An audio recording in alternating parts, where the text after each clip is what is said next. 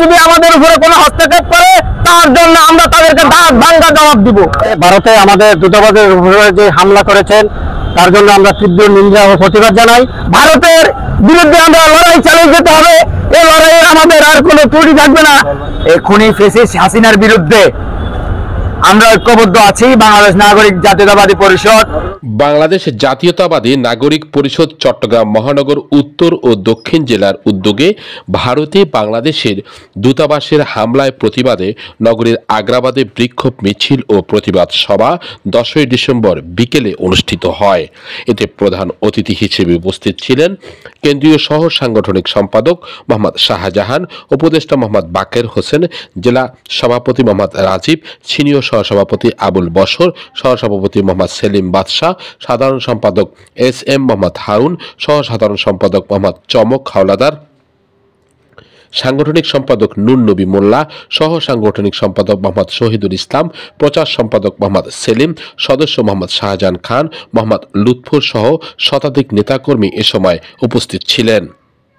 বিক্ষোভ মিছিলটি আগ্রাবাদের প্রধান সড়ক প্রদক্ষিণ শেষে গুলজার টাওয়ারে এসে সমাপ্ত হয়।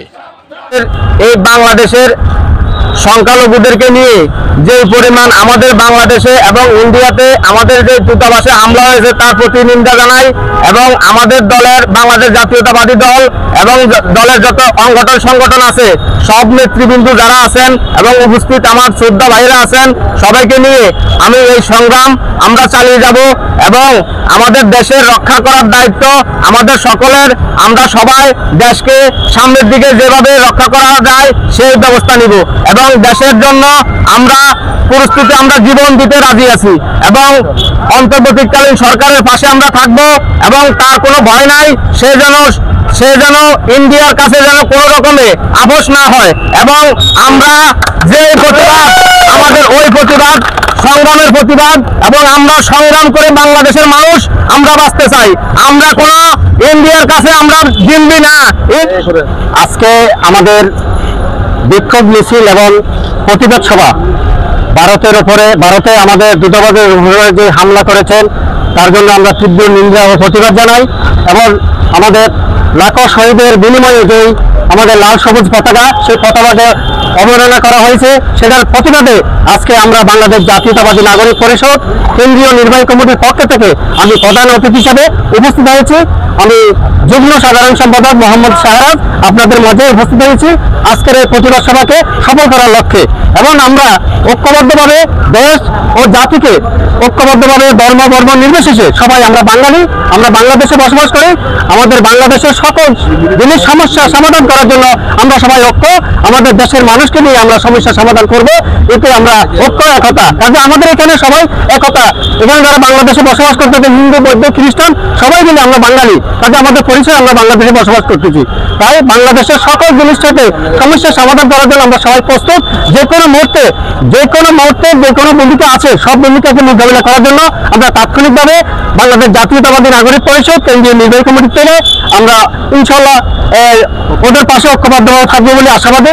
এবং প্রেসিডেন্ট শহীদ জিয়াউর রহমান, আমরা বাংলাদেশের মানুষ একত্রে ছিলাম, একত্রে আছি, কিন্তু দীর্ঘ স্বৈরাচারের শাসনামলে আমাদের এই দেশটাকে অস্থিতিশীল করে তৈরি করেছে, যার খেসারত হিসেবে আজকে বাংলাদেশের যে কোনো বিষয়ে ইন্ডিয়া ভারত আমাদের বিষয়ে নাক গলাচ্ছে, কিন্তু আমরা তা হতে দেব না। আমাদেরকে অচিরেই এর দাঁত ভাঙা জবাব দিতে হবে এবং আমার দেশে যে কোনো বিষয়ে তারা এইভাবে হস্তক্ষেপ করলে আমরা তার কখনোই মেনে নেব না। আমাদের সবকিছুতেই আমরা সবাই ঐক্যবদ্ধ হয়ে আমরা এই দেশে আমরা কোনো সংখ্যালঘু বুঝি না, আমরা কোনো হিন্দু মুসলিম কিচ্ছু বুঝি না, আমরা সবাই এক জাত। শেখ হাসিনা ভারতের গাড়িতে চাবিকাঠি লাগছে।